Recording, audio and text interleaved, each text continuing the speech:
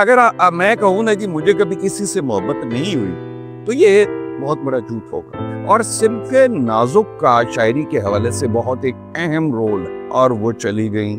میں کالج چلا گیا اور مٹھی بھر مسکراہٹیں ان لوگوں کے لیے جنہوں نے یونیورسٹی آف سرگودا میں محبت.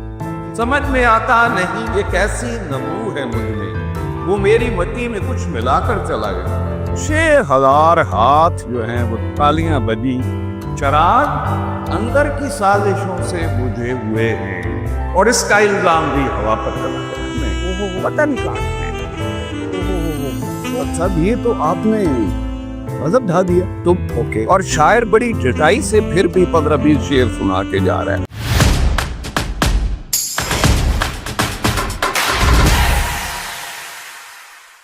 ناظرین آپ کے وقت کا شکریہ. آج ہمارے ساتھ اردو ادب کی نامور شخصیت موجود ہیں جن کو ادبی حلقوں میں پورے ملک میں جانا جاتا ہے. 20 کے قریب کتابوں کے مصنف ہیں. میں ان کو الفاظ کا جادوگر کہتا ہوں کہ جب یہ لطیف کیفیات حسیات کو الفاظ کا روپ دیتے ہیں تو دلوں پر سحر طاری ہو جاتا ہے. ان کا کمال فن اور ان کی شخصیت کو سمجھنے کے لیے یقیناً ایک طویل گفتگو کی ضرورت ہے، لیکن ہم کوشش کریں گے کہ محدود وقت میں سمیٹا جائے. گورنمنٹ کالج یونیورسٹی لاہور کے تعلیم یافتہ ہیں، پی ایچ ڈی ڈاکٹر ہیں، گورنمنٹ کالج جوہر آباد میں ایسوسیٹ پروفیسر رہے ہیں، اور لٹرلی ہزارہ طالب علم ان سے ادب کی باریکیاں اور اسرار و رموز سیکھ کے گئے ہیں. آج بھی ان کا مقام مشاعروں میں پاکستان بھر میں ان کو انوائٹ کیا جاتا ہے، اور جب یہ کلام اپنا شروع کرتے ہیں تو انشاءاللہ اس گفتگو میں آپ سنیں گے کہ واقعی الفاظ کو موتیوں کی طرح پرونے کی صلاحیت اللہ تعالیٰ نے ان کے اندر جس طرح بخشی ہے وہ ایک عجیب کمال ہے، ایک فن ہے. تو ہمارے ساتھ موجود ہیں ڈاکٹر بدر منیر صاحب. ڈاکٹر صاحب کا بہت شکریہ کہ ڈاکٹر صاحب نے اس گفتگو کے لیے ٹائم نکالا.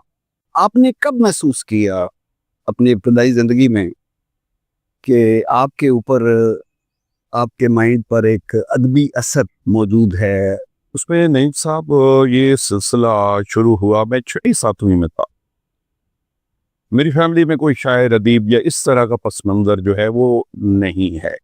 تو 6-7ویں میں ہمارے ایک استاد محترم تھے خان مہتاب خان صاحب، ٹیکنیکل ہائی اسکول جوہر آباد.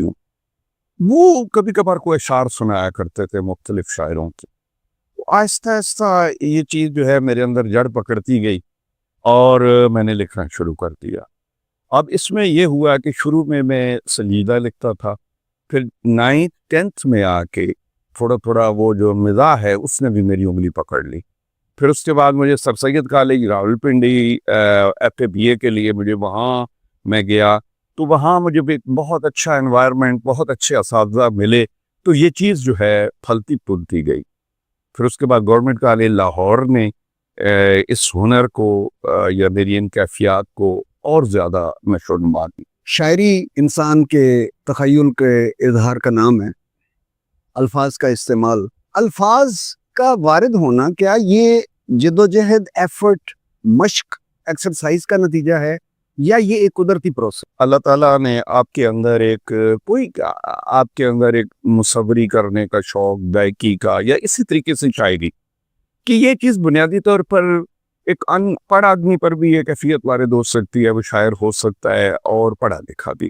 لیکن جو میرا تجربہ ہے اس میں مشاہدہ، آپ کا تجربہ اور سب سے زیادہ آپ کا مطالعہ، یہ ساری کی ساری چیزیں جو ہیں وہ آپ کی شاعری کو، آپ کے کنٹینٹ کو، آپ کی لفظیات کو، آپ کے اسلوب کو سہارا دیتے ہیں.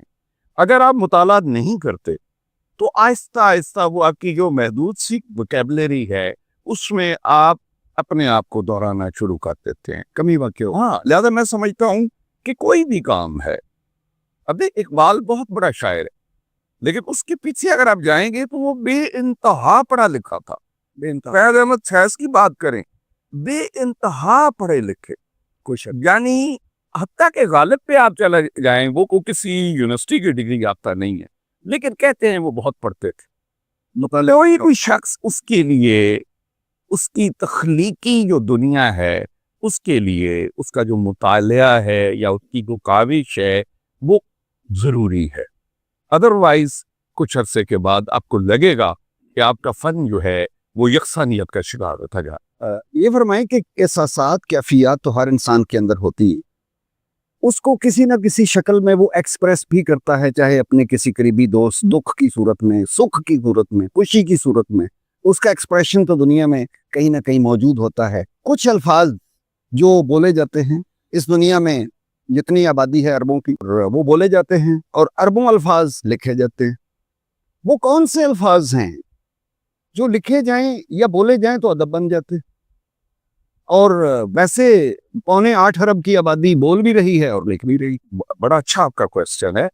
मैं समझता हूँ, अब देखिए ना, कोई भी शख्स अगर वो चाहता है कि मैं गाऊं, वो गा भी लेगा, लेकिन जब वो इस फन को सीखना चाहेगा तो उसे खासे हफ्त खान जो है वो तय करने पड़ेंगे। इसी तरह जहाँ तक शायरी का ताल्लुक है, तो वही लफ्ज जब आप नस्र में बोलते हैं, जिसे आपने कहा जी लाखों करोड़ों लोग बोल रहे हैं, वो कैफियत पैदा नहीं होती उन लफ्जों के बोलने से। लेकिन जब वही लफ्ज एक खास तरतीब में आकर मिसरे में ढलते हैं, बहर में आते हैं, वजन में आते हैं, तो वो लोगों के लिए ज्यादा जज्बियत जो है उनके अंदर मौजूद होती है। जैसे कहा जाता है ना कि एक पत्थर है, उसके अंदर मुजस्मा, आप हथौड़ी और वो क्या उसे कहते हैं टर्नी के साथ ऐसा ऐसा फालतू पत्थर ले जा रहे हैं और उसके में से मुजस्मा निकलता है। बिल्कुल यही चीज कि जब आप मिसरा बनाते हैं तो उसमें जो लफ्जों की तरतीब है वो आपके शेर को या आपके मिसरे को लोगों के लिए ज्यादा पुरकशिश बनाता है। और अगर शायर कमजोर है तो एक तो वो हश्व ज़वाइद का शिकार होगा और उसके जो मिसरे हैं वो चुस्त नहीं। तो इस वक्त शायर होने के लिए डॉक्टर साहब क्या कोई कल्बी वारदात होना जरूरी है या उसके बगैर भी काम चल सकता है? अब इसमें मैंने जैसे कि पहले आपसे कहा कि जिंदगी में इंसान के साथ बहुत बहुत से तजुर्बात, मेरे साहब बात ये है कि शायरी जो है ये बुनियादी तौर पर जज्बातों एहसासात की तर्जुमानी होती है। जरूरी नहीं होता कि हर चीज आपकी अपनी वारदात हो। मुशाहिदा जो है, जिंदगी का मुशाहिदा, वो आपको लोगों के तजर्बात के साथ जो है वो काम करने का मौका देता है। अब देखना ये है कि आपकी कुव्वत मुशाहिदा कितनी हसास है, तेज है, तो आप दाएं बाएं चलते फिरते जो है वो शायरी जो है उसको कंसीव कर रहे होते हैं। मेरा जो एक शेर, मैं मिसाल के तौर पर आपको देता हूँ, मेरा एक शेर जो माशाल्लाह पूरी दुनिया में गया, वो कुछ ऐसा एक्सपीरियंस था कि मैं बाजार में खड़ा था और वहां मेरे पीछे एक तांगे वाला खड़ा है। उसका बेटा आया, बेटे ने बाप से कुछ कहा तो बाप ने आगे से कहा कि हुण रड़ा कर रहे हो तो मेरे को पूछना आ बड़े हो। अब मैंने वहीं खड़े खड़े ये शेर कहा था, ये इरशाद, इससे बढ़कर और क्या हम पर सितम होगा मुनीर, इससे बढ़कर और क्या हम पर सितम होगा मुनीर, मशवरा मांगा है उसने फैसला करने के बाद। वाह वाह। तो ये उस तांगे वाले की देन है। इसी तरह एक बच्ची किसी गंदगी के ढेर से वो कागज चुन रही थी, तो उस बच्ची ने मुझे जो शेर दिया वो ये था कि कचरे से उठाई जो किसी तिफल ने रोटी, कचरे से उठाई जो किसी तिफल ने रोटी, फिर हल्क से मेरे कोई लुकमा नहीं उतरा। तो कहने का मकसद ये है कि जिंदगी में हर तजर्बा आपका जाती नहीं हो सकता। अब इसी मोहब्बत के तजर्बे की आप बात कर लें, ये कम या ज्यादा कहीं ना कहीं इंसान पर वारद होता है, लेकिन आप दाएं बाएं आपके जो लोग, जो बिखरी हुई जिंदगी है, उनसे आप बहुत कुछ सीखते हैं। और मेरा जाती ख्याल ये है कि जब आपकी कुव्वत मुशाहिदा उसके अंदर अगर तकवीयत है, ताकत है, तो आपका हर आने वाला शेर या जो तख्लीक है वो पिछले से मुनफरिद हो। डॉक्टर साहब, आपकी जो अपब्रिंगिंग है, परवरिश है, एक खानगी माहौल है, शहर का माहौल, क्या اس کے اثرات بھی آپ کی شخصیت پر اور ریزلٹنٹلی آپ کی شاعری پر آئے؟ پہلی بات تو یہ ہے کہ یہاں جہاں آپ رہتے ہیں آپ کا گرد و پیش جو ہے وہ غیر محسوس طریقے سے آپ کے اندر جذب ہوتا چلا جا رہا ہے.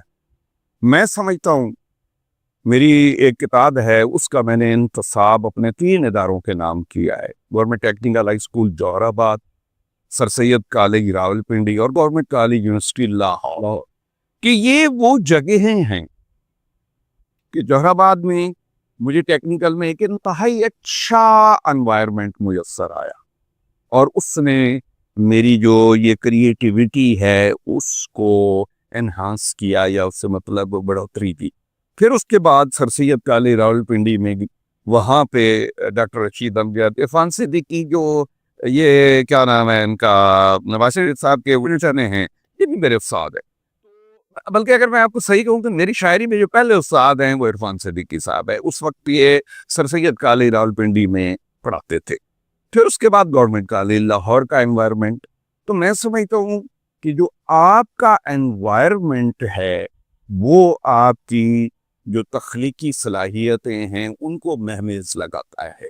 میں غور کرتا ہوں کہ کچھ لوگ جو جوہر آباد میں رہ گئے، جوہر آباد سے وہ ساری زندگی باہر نہیں گئے، وہ تخلیقار ضرور ہیں، لیکن اس کے باوجود وہ ایک فیلنگ ضرور آتی ہے کہ ان کے ہاں جو تجربات کی کمی یا مشاہدات کی کمی جو ہے وہ مجھے شدت سے جھلکتی ہوئی محسوس ہوتی ہے.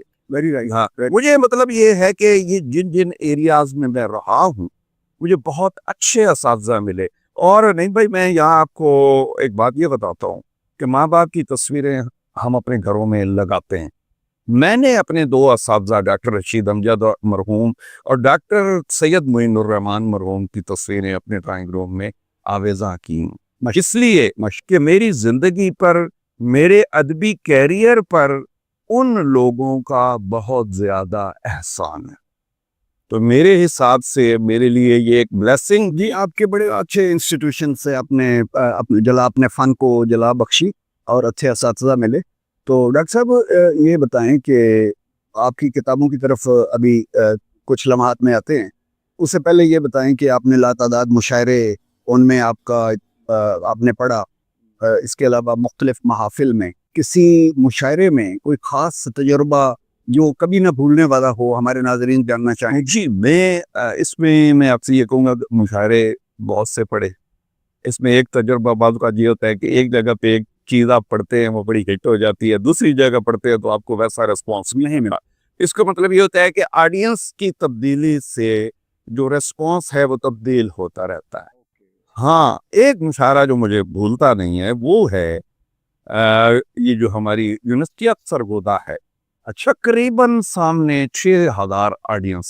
اچھا، یہ اکرم چودھری صاحب اس وقت وائس چانسلر تھے. اب اس میں یہ تھا کہ شاعر آ رہے ہیں اور اسٹوڈنٹس ان کو ہوٹ کر رہے ہیں اور شاعر بڑی ڈٹائی سے پھر بھی 15-20 شعر سنا کے جا رہا ہے. پھر اس کے بعد طالب علم جو ہے خاموش ہو کے بیٹھ گیا. شاعر آ رہا ہے، اب پڑھ رہا ہے، طالب علم خاموش. اس کے بعد کیا ہوا؟ اب میری جب باری ہے، میرا خیال 4th یا 5th لاسٹ میں شاعر تھا. اوکے، تو مجھے بڑی مشکل محسوس ہوئی کہ بھئی مشاعرہ ٹوٹلی ان لوگوں نے وہ ڈریگ کر دیا ہے یا ڈیریل کر دیا ہے، تو اب یہ آج تو بات نہیں بنے گی. لیکن مزے کی بات یہ ہے کہ جب میں سٹیج پہ آیا تو میں نے یہ کہا کہ مٹھی بھر مسکراہٹیں ان لوگوں کے لیے جنہوں نے یونیورسٹی سرگودا سے محبت کی، اور مٹھی بھر مسکراہٹیں ان لوگوں کے لیے جنہوں نے یونیورسٹی سرگودا میں محبت کی. 6000 ہاتھ جو ہیں وہ تالیاں بجیں اور میں نے 9 منٹ وہ تالیاں رکنے نہیں. تو اس حوالے سے اگر مجھے یاد آتا ہے تو میں سمجھتا ہوں وہ زندگی کا ایک انتہائی انوکھا اور یادگار موقع ہے. ڈاکٹر صاحب، غزل آپ کی اسپیشلٹی ہے، تو غزل کے لیے دل کے لطیف جذبات، اس کے لیے سامنے ایک تخیل ہونا چاہیے، اس کے لیے ایک امیجنیشن ہے، some time real, some time تخیلاتی. तो जिससे के साथ मोहब्बत का इजहार, जिसकी शख्सियत को आप बयान करते हैं, तो जब आप गज़ल कहते हैं तो उसमें आप किसको विजुअलाइज करते हैं? अगर ये पर्सनल सवाल ना समझा जाए, लेकिन मैं आपको, मेरा सिर्फ ये है कि उसे शायर, मतलब अगर आपकी जगह पे मैं कोई दूसरे शायर या किसी से भी, तो ये एक आम मेरे जैसा बेअदब इंसान, मैं बार बार ये कह रहा हूँ कि वो उसके ज़हन में ये ज़रूर सवाल आएगा कि वो विजुअलाइज जब आप करते हैं तो क्या वो रियल होता है या तखयलाती होता है? इसमें ये होता है कि मैंने जैसे कि पहले आपसे कहा कि जिस तरह शहद की मक्खी फूलों से, एक एक फूल से शहद इकट्ठा करती है, ठीक, तो इसी तरह जो शायर है उसका आँख या दिल जो है वो मुआशरे से एहसासात और तखयलात जो हैं उन्हें कलेक्ट करता है। अब बात ये होती है कि मैं अगर मैं कहूँ ना जी मुझे कभी किसी से मोहब्बत नहीं हुई, तो ये बहुत बड़ा झूठ होगा, ठीक। एक्सपीरियंस हर इंसान की जिंदगी में कम या ज्यादा इस हवाले से होते हैं, ठीक, और सिमटे नाजुक का शायरी के हवाले से बहुत एक अहम रोल है, ठीक। उसके लिए ये नहीं है कि मखसूस एक बंदा हो सकता है आप एक जो है वो ख़वातीन की कंपनी में बैठे, आपने शायरी पढ़ी, तो आप वहां से जब उठ के आए तो तख्लीकी एतबार से आप रिचार्ज या एक्टिवेट होके आए, तो हो सकता है घर आके आपने 2 नई गज़लें लिख दी। वाह वाह। मतलब ये, अब यहाँ मैं एक वाक़या आपको, या मेरा ये वो बातें हैं जो मतलब यकीनन बंदे की पर्सनल होती हैं, लेकिन मेरी बहुत सी ऐसी चीज़ें हैं कि मैंने जो लिखी शायद उस बंदे को भी पता ना हो कि मेरे हवाले से शायरी जो है वो तख्लीक हो चुकी है। ओके, मतलब एक दिन ऐसा हुआ कि एक खातून कागज़ टेस्ट करवाने आए, मैं कॉलेज जा रहा था, उन्होंने मुझसे कागज़ टेस्ट करवाए और वो चली गई, मैं कॉलेज चला गया। अब जब मैं वापस आया घर तो उस कमरे के अंदर उनके परफ्यूम की खुशबू अभी तक मौजूद। ओके, और मैं वहाँ बैठ के और मैंने 2 गज़लें लिखी, उसके कुछ इशार, हाँ मैं उसका एक एक, वो मुझे पूरी गज़लें याद नहीं है, लेकिन उनका मैं दोनों में, अब आप देखिए कि ये 2 शेर मैं आपको सुना रहा हूँ, पूरी गज़ल हर शेर का अलग उसमें जो है आइडिया, कंटेंट अलग है। मसलन एक शेर था, उसी उन 2 गज़लों के एक एक शेर मुझे याद है, वो मैं आपकी नजर कर देता हूँ। जी जी, देखिए, समझ में आता नहीं ये कैसी नमू है मुझ में, नमू, जी जी, समझ में आता नहीं ये कैसी नमू है मुझ में, वो मेरी मट्टी में कुछ मिलाकर चला गया। ओहो, वाह वाह। अब ये उस बंदे की देन है जिसे मैंने शायद गौर से देखा भी नहीं। Okay okay. और दूसरा शेर जो उसने मुझे दिया वो ये था कि चिराग अंदर की साजिशों से बुझे हुए। अच्छा, चिराग अंदर की साजिशों से बुझे हुए हैं और इसका इल्जाम भी हवा पर चला गया। वाह वाह वाह वाह वाह, दोबारा जी प्लीज। चिराग अंदर की साजिशों से बुझे हुए हैं और इसका इल्जाम भी हवा पर चला गया। वाह वाह वाह। आप देखे, ये देख ले, यानी इसका मतलब ये हुआ कि आपके अंदर आपका एक सिस्टम शायरी का मौजूद है, कोई बंदा आके उसे एक्टिवेट कर गया और आप गजल लिख देते हैं, शेर लिख देते हैं। ये एक सिलसिला और बड़ी ये तख्लीकी अमल जो शायद आज आपसे पहली दफा ये बातें हो रही हैं कि इसमें ये जरूरी है। डॉक्टर फतेह मोहम्मद मलिक आप जानते हैं, गवर्नमेंट कॉलेज जोराबाद के प्रिंसिपल रहे, बड़े नफीस आदमी थे और कुछ मसाइल ऐसे थे कि उन्होंने मुझे 2 शेर दिए। अच्छा अच्छा। सिपा सालार के जब हाथ कांपे तो सिपाही, सिपा सालार के हाथ जब हाथ कांपे तो सिपाही भी ज्यादा देर फिर मैदान में ठहरा नहीं करते। वाह वाह, ठीक, वेरी राइट। लड़ रहा हूं मैं अकेला कारज़ारे हस्त में, लड़ रहा हूं मैं अकेला कारज़ारे हस्त में, कर फराहम तू भी जालिम अपने होने का जवाब।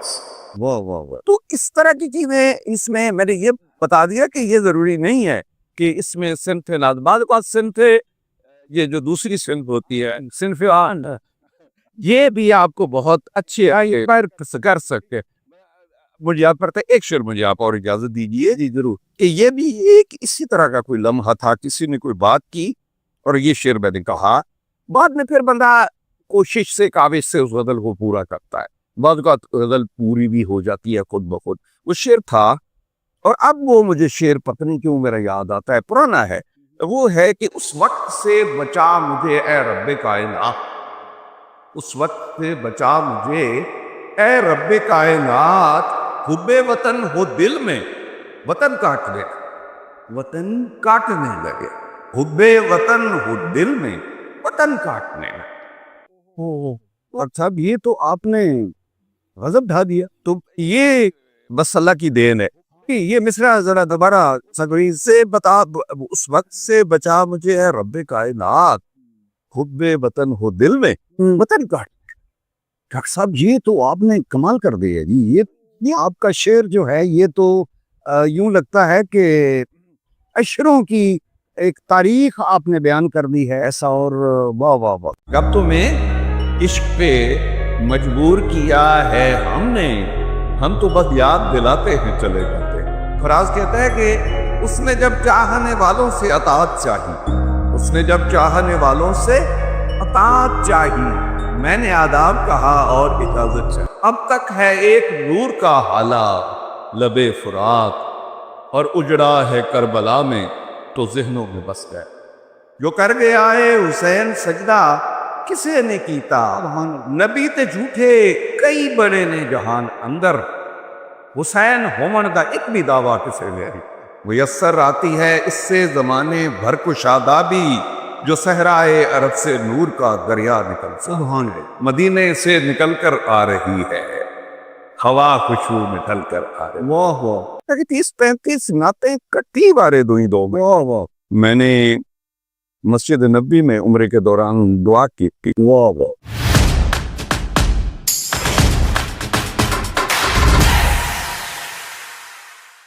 ناظرین، ڈاکٹر صاحب نے شاعری کے مختلف انداز اختیار کیے۔ ان کی خصوصیت، ان کا کمال یہ ہے کہ جب یہ عشق رسول میں جاتے ہیں یا یہ آل بیت کی محبت کا اظہار کرتے ہیں تو کمال کر دیتے ہیں۔ ان کا ویسے تو ہر لفظ، ان کی شاعری کا ہر لفظ جو ہے وہ آج تقریباً پورے پاکستان میں گونج رہا ہے۔ میں گزارش کروں گا کہ مرثیہ اور نعت کے چند اشعار۔ میں بھائی یقیناً میرے لیے بھی یہ سعادت ہے، میں نے مسجد نبی میں عمرے کے دوران دعا کی تھی۔ واہ واہ، یہ میرا یعنی ملازمت کا آخری سال تھا۔ میں کہا اللہ میاں مجھے جو ہے نعتیہ مجموعہ چاہیے۔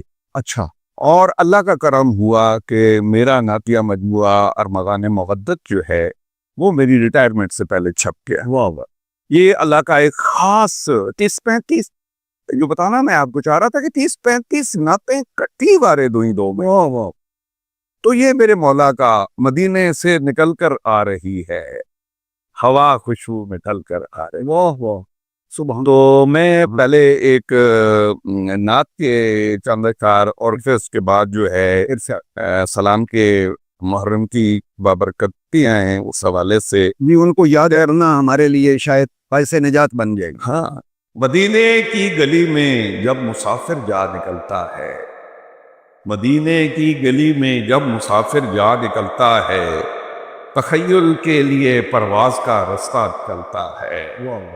حجاب اندر حجاب انوار کی ہے ذوف شانی یوں، حجاب اندر حجاب انوار کی ہے ذوف شانی یوں، کہ ایک پردے کے پیچھے دوسرا پردہ نکلتا ہے، سبحان۔ اور میسر آتی ہے اس سے زمانے بھر کو شادابی، میسر آتی ہے اس سے زمانے بھر کو شادابی، جو صحرائے عرب سے نور کا دریا نکلتا ہے۔ سبحان، اور محب سرور کونین ہوں، مجھ کو یہ ڈر کیوں ہو، سبحان، محب سرور کونین ہوں، مجھ کو یہ ڈر کیوں ہو، کہ میرے نامہ اعمال سے کیا کیا نکلتا ہے۔ سبحان۔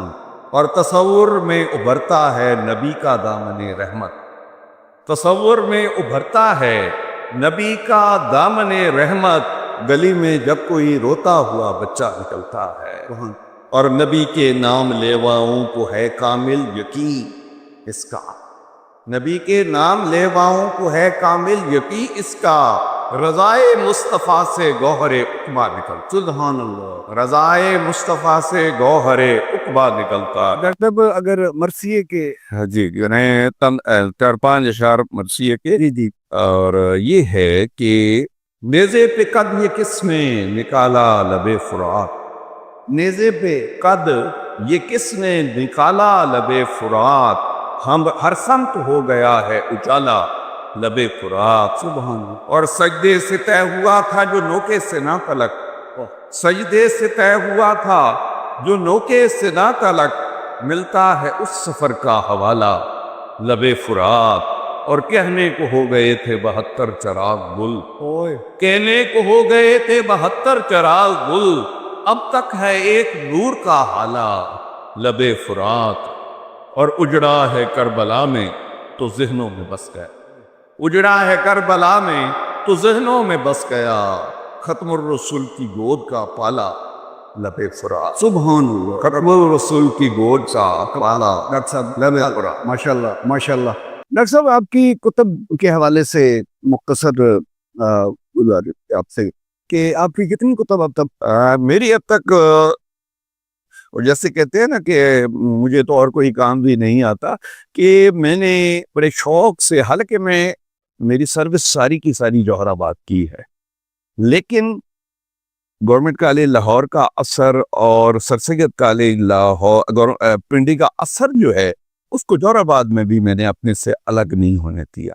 نتیجتاً یہ ہوا کہ اب تک میری 20 کتابیں چھپ چکی ماشاءاللہ ہیں. اس میں 3 جو ہیں وہ ہیں سنجیدہ شاعری کے مجموعے، 3 مزاحیہ شاعری کے مجموعے، 1 پنجابی شاعری کا مجموعہ، اور اس کے علاوہ ایک کتاب ہے میری دیدہ خوشاب جو خوشاب کے شاعروں کا تذکرہ ہے وہ. اور پھر اس کے بعد میری تقریباً کو 5-6 کتابیں ایسی ہیں جو میں نے ایڈٹ کی ہیں اور نیشنل بک فاؤنڈیشن اسلام آباد سے وہ شائع. جی جی ماشاءاللہ. یہ ناظرین کا انشاءاللہ یہ ڈاکٹر صاحب کی کتب کی تصاویر جھلک جو ہے وہ ہم سکرین پہ انشاءاللہ ضرور دکھا دیں گے. ڈاکٹر صاحب پنجابی کا صرف 2 شعر یقیناً ہمارے ناظرین اس کا انتظار کریں گے. ویسے تو آپ پی ایچ ڈی میں اردو میں پیش کرتا ہوں جی، بلکہ اتفاق کی بات ہے کہ یہ بھی محرم کے حوالے سے آ گیا ہے اور میں ضرور عبادتاں دے ہزار دعوے کرے زمانہ. اچھا عبادتاں دے ہزار دعوے کرے زمانہ جو کر گیا اے حسین سجدہ کسے نہیں کیتا. اوئے ہوئے جو کر گئے حسین سجدہ کسے نے کیتا. نبی تے جھوٹے کئی بڑے نے جہان اندر، حسین ہومن دا ایک بھی دعویٰ کسے نے کیتا. ڈاکٹر صاحب کمال. سبحان اللہ شکر. سبحان اللہ. ڈاکٹر صاحب کمال ہے. اس شعر نے ڈاکٹر صاحب اس شعر نے تو دل کی تار ہلا دیے. سبحان اللہ. شاعری کا مقصد ہی دل سے سبحان اللہ. ڈاکٹر صاحب یہ آپ کا یہ شعر جو ہے پنجابی کا اور جو تخیل ہے، میں اپنی اس عمر میں نثر میں یا شاعری میں نے یہ تخیل میں نے نہیں سنا. کمال کر دیا آپ نے. ڈاکٹر صاحب اردو ادب نے بہت نامور شاعر پیدا کیے. ہم سب جانتے ہیں، چاہے کسی کو شعر و شاعری سے دلچسپی ہو زیادہ یا تھوڑی، اس کے باوجود ہر انسان جانتا ہے میر تقی میر، غالب، فیض احمد فیض، ہمارے سب کے ڈاکٹر علامہ محمد اقبال. آپ ان میں سے کس شاعر سے زیادہ متاثر ہیں؟ کس شاعر کو آپ نے زیادہ پڑھا؟ نہیں بھائی، کیونکہ میرا ماسٹرز بھی ایم اے اردو میں ہے اور اس کے بعد پی ایچ ڈی بھی ایم فل بھی اردو میں ہے ماشاءاللہ. لہذا اس میں یہ ہے کہ تھوڑا بہت کسی کو زیادہ کسی کو کم پڑھا ہے. بعض شعراء یقیناً آپ سے ڈیمانڈ کرتے ہیں کہ آپ انہیں زیادہ پڑھیں. اس میں اب میر ہیں، غالب ہیں، اور اس کے ساتھ پھر داغ دہلوی ہیں. یہ لوگ پھر جب ہم 20ویں صدی میں آتے ہیں تو اس میں فراق گورکھپوری ہیں، فیض احمد فیض ہیں، احمد فراز ہیں. مطلب میں احمد فراز کا تو شکیب جلالی ہیں. یہ وہ شاعر ہیں. ایک نام اور لوں گا، پروین شاکر. یعنی یہ وہ لوگ ہیں، یا اس کے علاوہ اور لوگ بھی، کہ جن کی ایک نام جمال احسانی. اچھا. یہ جدید شاعری کا ایک انتہائی اہم نام ہے. یہ اگر مجھ سے آپ کہیں نا کہ آپ کے دو چار پسندیدہ شاعر تو جمال ثانی کہ کمال اس نے کیا اور میں نے حد کر دی. اچھا, کمال اس نے کیا اور میں نے حد کر دی, میں خود بدل گیا اس کی نظر بدلنے پر. تو یہ جن شعراء کے میں نے نام لیے ہیں, اگر وقت ہوتا تو مجھے ان کے اشعار زبانی یاد ہے یقیناً. لیکن فراز کہتا ہے کہ اس نے جب چاہنے والوں سے اطاعت چاہی, اس نے جب چاہنے والوں سے اطاعت چاہی, میں نے آداب کہا اور اجازت چاہی. واہ واہ واہ, یہ ان کے. سب یہاں سے ہم ذرا تیزی سے سوئچ کرتے ہیں. دور حاضر میں شعراء بڑے نام ہیں. امجد اسلام امجد ہیں, احمد ندیم قاسمی, ہمارے اپنے وادی سونس کے سر کا بہت بڑا نام, اگرچہ اب آج دنیا میں نہیں ہے تو لیکن بہرحال عصر حاضر میں ان شامل کیا جاتا ہے. یا احمد فراز صاحب بھی آپ نے نام لیا. چلیں وہ کیٹیگری جو ہے دنیا سے جو رخصت ہو گئے ان کے نام ہم نہیں لیتے مزید. جو اس وقت ان میں سے آپ سب سے زیادہ کس سے امپریس ہیں؟ ہاں, میں اب آپ کو بتاتا ہوں کہ اس میں کئی نام لیے جا سکتے ہیں, لیکن ایک نام ہے, وہ ہے عباس تابش کا. عباس تابش جن کا وہ شعر بہت معروف ہوا, ایک مدت سے میری ماں نہیں سوئی تابش, میں نے ایک بار کہا تھا مجھے ڈر لگتا ہے.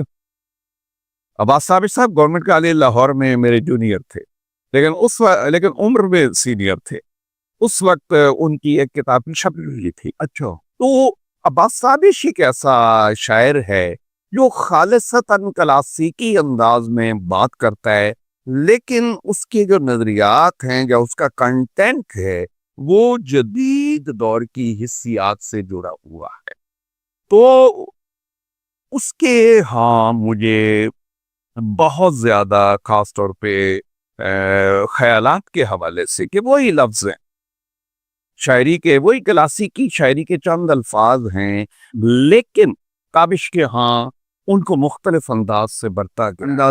مثلا دیکھیں ایک شعر کہتے ہیں کہ اس کو مدت سے کوئی کیس نہیں ملتا تھا, اس کو مدت سے کوئی کیس نہیں ملتا تھا, میرے دروازے پہ صحرا کو ضرورت لائی. ہوئے ہوئے کمال. بالکل ڈیفرنٹ سٹائل. یا وہ کہتا ہے کہ کب تمہیں عشق پہ مجبور کیا ہے ہم نے, اچھا, کب تمہیں عشق پہ مجبور کیا ہے ہم نے, ہم تو بس یاد دلاتے ہیں چلے جاتے, ہم تو بس یاد دلاتے ہیں چلے جاتے ہیں, اور ہمارا نام بھلا کس شمار میں ہوگا.